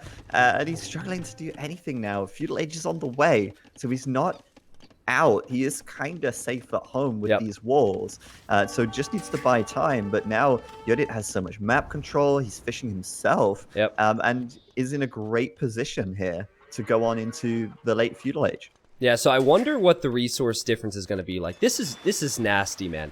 Now you have 300 food for Yodit, who's in feudal, and it's 300 food for Erickson, who's on his way to feudal. And you have a tower on one wood line. The other wood lines are safe. fishing ships for one player, none for the other. Archer range switch for one player, none for the other. This strat is just so, it seems perfect, because whatever you do to adapt to it, there's gonna be an answer. Yeah, you know, I tell you what I would have liked to see as well from Yodit here is that villager that went forward, to see them trying to wall in the second dock as well, because that just takes out so much potential for your opponent to try and get back at you on water. Yeah, and we can see that Leif's going for that here. You see the second dock on the left pond now going up. Yeah, it's a good point. Now remember that they're both Celts, so they both can make fire galleys, both have the same options. Yeah, and I think maybe Yoda could have put his foot on the gas a bit more with the docks, right? There's no reason not to fully win water. Instead, he just made a fire ship and added some fishing ships. But what this leads to, I think, the lesser investment in Feudal Age probably leads to a faster Castle Age for Yodit. And Leif Erikson, yet again, is asking himself, how much do I need to commit now? Because I have no idea what he's throwing at me. And he's going to go Man-at-Arms. He's going to go 2 docks. And then Yodit might say, okay, well, I'm in Castle Age now. It's amazing. You're so spot on about that, because he's dropped down the market. The Castle Age upgrade's gonna be coming in any second for Yodit now. Yeah. And Leif's kind of just playing in the dark, really, right? Like, he doesn't really know where he stands. Wow. He's kind of all over the place, playing very reactionary, and Yodit's got him right where he wants him. Yeah, the Castle Age upgrade will come in. Look at that. And now, Erickson is Vikings, so you never... Oh, what am I talking about? He's not Vikings, he's Celts. He is a Viking. He is a Viking, that's true. There we go. Zach saved me.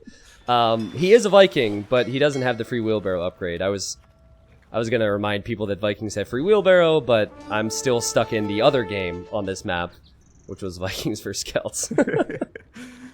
I think Erikson knows, I think Leif knows that Yodit just clicked up. I think he probably saw a dip in score or something, because he's immediately slammed down a market to follow up here. And I think that's really good awareness. And then, you know, he shouldn't be too far behind up to Castle here. So this has got a potential to be a really drawn-out game. And I think that's really nice, considering Leif was in a bit of a pickle earlier on. Yeah, I mean, we're impressed by the strategy, and it is true that Leif has only been reacting, but he has reacted well, and he is not overcommitted to the defense with Man-at-Arms. And he still has some presence on water. Now, my question is, what does Yodit do with Castle Age? Does he go water? Does he go archers? It's kind of hard to say. Yeah, I don't see him adding many, well, he might add one new TC, but I don't see him going for some kind of big boom here. I think more aggression, more pressure might be on the cards. Oh, check out the demo. I see it. And it's a, oh my, what? Oh my god, dude. Okay, someone needs to clip that, because it seemed like the fire that was still in the air from one of Yodit's ships burnt the other ship to a crisp after it was already down. That was hilarious. That was cool. That was really cool. Oh, Castle Age is in, actually. Mm-hmm. See what he does next. And it looks like he's going just crossbow Bodkin and... Boom. If it's max over les, they'll probably just boom. And again, they'll be like, I'm on your gold. I'm faster to Castle Age. You have to react to me, and I will add town centers at home and just boom. That's what I'm foreseeing anyway. We've got the first TC going down. Doesn't have enough wood for the second one, but we'll see if that follows up with more. And meanwhile, Erickson a little bit pinned in here, but you know, it's not too bad. He can still boom behind these walls if he wants. Yep. And for the time being, yeah, I mean, Castle Age difference isn't going to be huge. And Erickson's kind of neutralized the fish once again, so doing quite well here. Yeah, so Erickson wanted to go into Knights. I wonder how much that's going to affect his boom, because I'm looking at his food count. He only has 10 on food, and that is probably not enough to sustain 2 stable Knight productions. And you'll also notice that Yodit spotted this. Did he just create a Celt Cav Archer? No, yes he did. Whoa, okay. Maybe it's the hotkey issues again, you know? We saw trade cogs, Cav Archers. Yeah. Or maybe he felt like he wanted to get here really fast or something. I feel like if it's a Finnish player, there's a reason for that. And oh man, the crossbows are in. So again, you get a slight lead with economy. You boom, and now you do even more damage. Oh, this is beautiful for Yodit. That's really nice. They will get cleaned up by some knights, but actually there's pikes coming in from the back that got quick walled out. Oh, wow. So that was really well played by Erikson to anticipate that, and he will clean those pikes up before they do any damage. So could have been a lot worse than that was, and Erikson did well to sort of respond to that quickly and effectively. Yeah, now Erickson, he wants to get over there quick. He gets the knights out, and both the knights die to town center fire. And it's already 3 town centers. So there's more food income for Yodit. Yoda also has the Castle Age wood upgrade, which Erickson does not because he was struggling for food. This is how the entire game went, almost in the previous game as well, where Erickson was always trying to react and respond, but Erickson held on. I don't know who this player is, but if I'm not already a huge fanboy, I'm going to be a huge fanboy. This strategy from Yoda is so sick. Yeah, I love it. I love it too. And you know what's interesting? Erikson at home, he actually went for the Mangonel and the Siege Workshop instead of a third TC straight away here. And that means that Yodit now going to be pulling ahead in eco, and Erikson trying to buy himself, or find himself rather, a window of opportunity here to actually do some damage and actually get some map control back. Okay, so I think maybe in a couple minutes' time is when Erickson can make a switch. The one big thing for him is that he has mobility. Oh, I guess there's 2. Mobility, and he also has some water control. So I'd almost like to see him use his knights to attack that weak palisade wall, and then send some fires out. And maybe if he controls the center, there's more gold that he can control long term, and the lack of economy for him won't matter as much. I think that's probably the play. Yeah, I mean, it's just a question of whether or not Yodit gets so far ahead that he just sort of steamrolls him later on. Yep. For now, though, he definitely has that opportunity, and we're going to be seeing galleys coming out from Erikson, actually. Is that galley switch? It is. It's a war galley switch. Yeah. It's good. Yeah, I think... It's going to range the gold, look, on the front, and the farms even. I wonder if Yodit goes guard tower then? Definitely an option, right? I saw a lot of the players playing Koreans do that, but actually Yodit could be positioning for a castle fairly soon. But it might end up being guard tower if they have to react more quickly. Yeah. I like how there's this one villager still chilling, collecting that stone, which is actually hugely important in a Celt War because World Raiders are so key.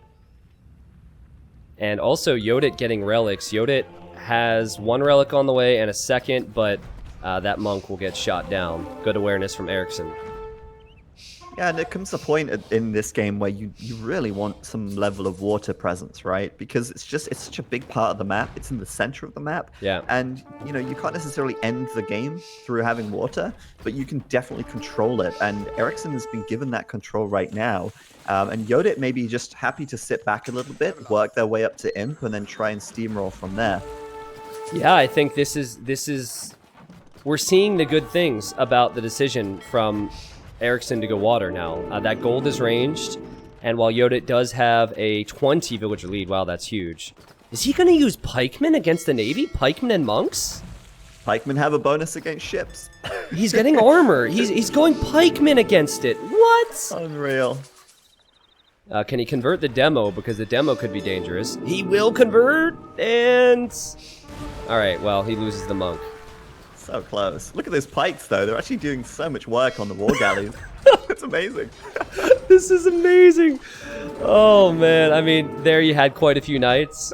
One gets converted, but... And now he just bought himself enough time to castle right in front of the gold. That was so sick. Yeah. It's so much easier for him to do that instead of a tech switch into water.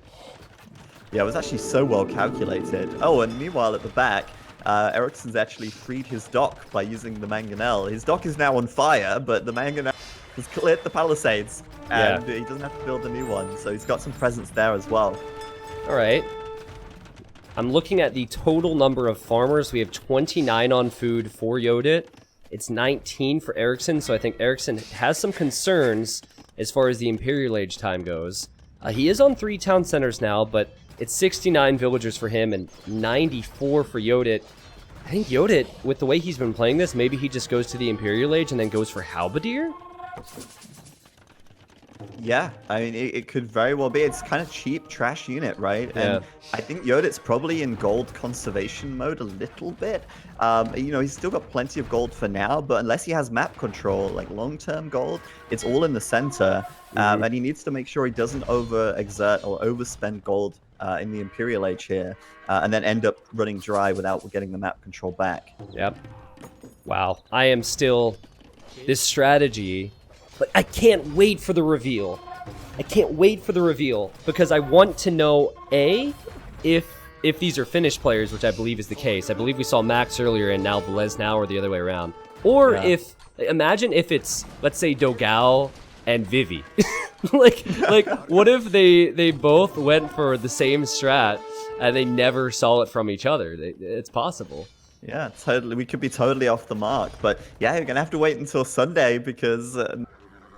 Till then, I believe. Yeah, no reveals. We will have some teases here or there. We also have some things, like what you're seeing here on day 1, guys, is going to be much better for the following days too. There'll be a whole lot more. We're going to have some fun facts to work with most likely and some cool games. But the lack of imp for Erickson is going to hurt. Oh, nice demo. Demo though, yes. Ooh. And that's something that counters... I suppose you could say Haub quite nicely. True. But Yodit could just not go through the middle of the map. Is that too crazy? Am I a bit too out the box there? I think his plan is actually just to storm the middle with Halbs. They're a little bit disposable, right? So maybe just I kind of foresee Halberdier and Woad Raider, and I see him patrolling to the center soon, and then probably building his 3rd castle there to get that gold. Because you are right. The lack of control of that gold is probably the biggest weakness for him right now.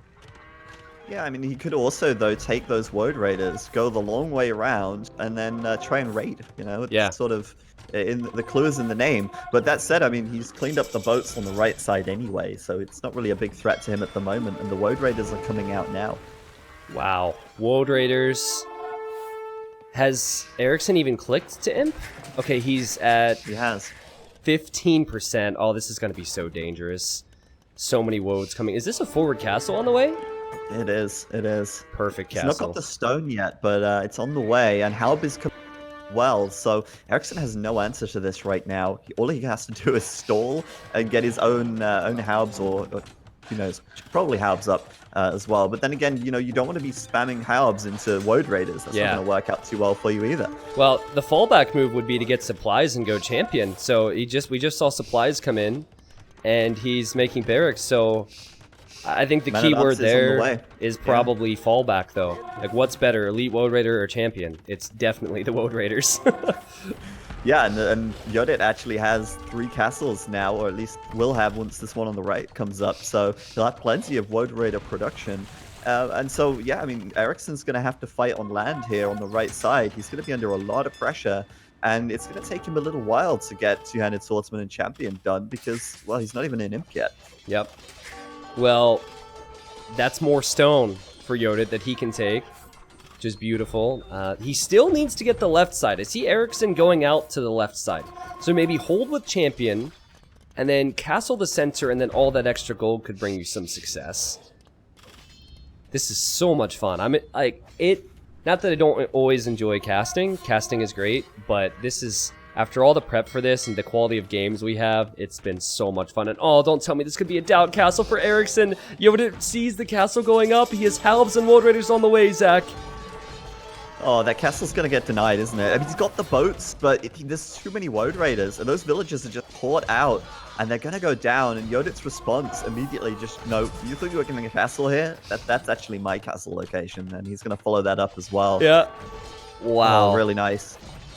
Every as well, single time Erickson tries to do something, Yodit is there to best it. It all has developed this way from Feudal Age. It is incredibly good strategy from Yodit.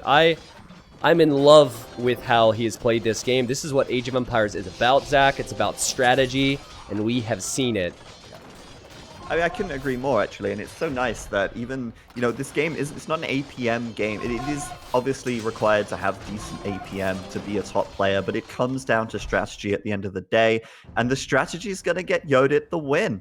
right Wow. there. And that was awesome. That was a great game. That was great. Erickson, after this, probably watched the recorded games and said, well, holy crap, I never thought that was possible. Because, now, he did choose Celts here, which I wasn't really expecting. But he's probably thinking, what on earth just happened to me? I got drushed, and so I reacted by making my own militia. But by the time I made my own militia, he had man-at-arms. Then I made man-at-arms, but by the time I did that, he was in Castle Age. Then I got to Castle Age, and by the time I was in Castle Age and had any economy, he was already in Imp, and it just snowballed and snowballed and snowballed. Yeah, he was playing so reactionary all game. Yodit was just that one step ahead the entire time. And it just kind of all came falling down for Erikson there in the end. And that's it for Yodit, right? Takes the series, goes forward into round 2. Yeah, I think, again, we're talking when you compare Joan the Maid and Princess Yodit, I think they're very similar with strategy and strength. I think we're either seeing Doubt and Tato, or Yodit is, Velez and Max. So maybe that's something to think about. We have a lot of games left to cast, Zach. Here's the achievements, everyone. Again, Feudal Age, Castle Age, Imperial Age, all faster. The economy was all better. Incredible from Yodit. How fun was that, Zach? That was good. We've casted some pretty bad series or sets together before. That was fantastic.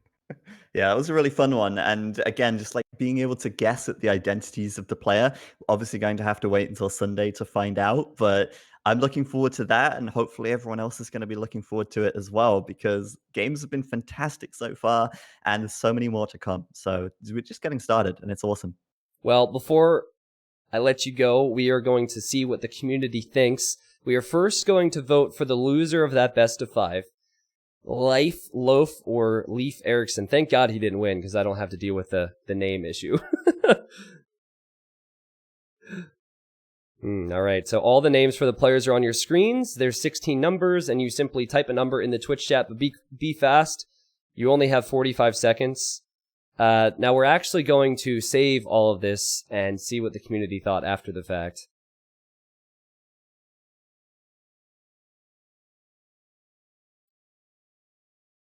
Yeah, it's a lot of fires. I was thinking the same, but there's so many players that play similarly. Like that could be LAN. I think LAN and Fire play really similarly. ACCM, I didn't get any top 5 vibes from that player, so probably not Hera, despite 6 people voting for Hera. Probably not Viper, not Leary, not MBL.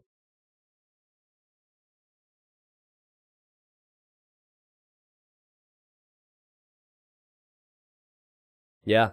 Doubt has been in the top 3 for every single poll. Fire, number 1. 48% of viewers think it is Fire. And then 10% think it is LAN. I think the more experienced voters might have realized my point about him, because he's not as well known. And then, of course, Doubt. Alright, so the winner. I want to know if people think... I mean, this could realistically have been Doubt. I want to see if they think it's maybe Doubt or Tato, or if they're getting more Finnish vibes. Yeah. I bet you this player was probably so pissed off when Robo sent him his username.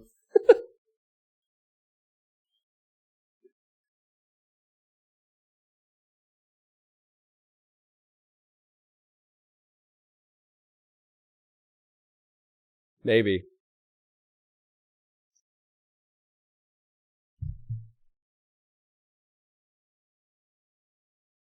Well, you know what did it for me? It was not so much how Yodit played that makes me think it's Velez. It's how Joan the Maid played with the exact same strategy. That whole set felt like the Max to me because of a few unique things that Max does. So if that was Max, it would make sense to me that it would be Max's training partner. And 40% think that was Velez. 18% think it was Tato, which I think is a fair shout. And then Doubt as well. Always here. I think that's a fair guess too, Zach. Oh, shoot. Okay, I didn't... He said some excellent words, all right? Excellent words. That was probably your best insight, Zach. They can hear you now, sorry. It would be, wouldn't it? It would be. The one time I'm muted, of course. He was actually just insulting chat the whole time, so it's good we muted him. Well, Zach, thanks for joining, man. It was a pleasure. Yeah. It was a great best of 5. I really appreciate it. It was so much fun. Yeah, thanks for having me. Do you mind if I just say a few things? Say a few things, Real man. briefly? Yep. So as you know me, I've been a huge advocate for Age of Empires as a competitive game for many years, and it's so incredible what you and everyone behind the scenes has managed to do for this event to make it look so professional, make it look so good, make it flow so well, especially when you compare it to the big dogs in esports, right? So for me, this is just so amazing to see AoE2 sort of sitting at the top of Twitch. It was ahead of the ESL Pro League earlier. So just kind of let that sink in, how awesome that is. So a big shout out to Robo for doing the admin work, Felix for overlays and graphics, Capture Age for the amazing overlay, and of course yourself for putting it all together and organizing it all. So thanks so much, man. It's so cool to see, and I just hope for the best, and I wish you good luck for the rest of the tournament. Don't give me chills on day 1. It has to be said. I'm sorry. No, you're so right, man. I am going to save the long and lengthy thank yous because there's probably well over a dozen people that have had a huge hand in all of this till the final day. But Zach, yeah, I'm with you, man. I thought at the most we could maybe break 30K viewers. We'd have Twitch front page this weekend. But today, with help of front page and then other people showing up, I don't know if I'm technically on front page now or what. I'm blown away. This community continues to shine, and I'm very grateful for that. But Zach, thank you, man. Chat's saluting you right now. It was fun. Final shout out to my mum for keeping Dave company today while he's not co-casting. And I'll see you later. Oh man, that's great. Zach played right into the meme with that one. Ending that was a mic drop right there.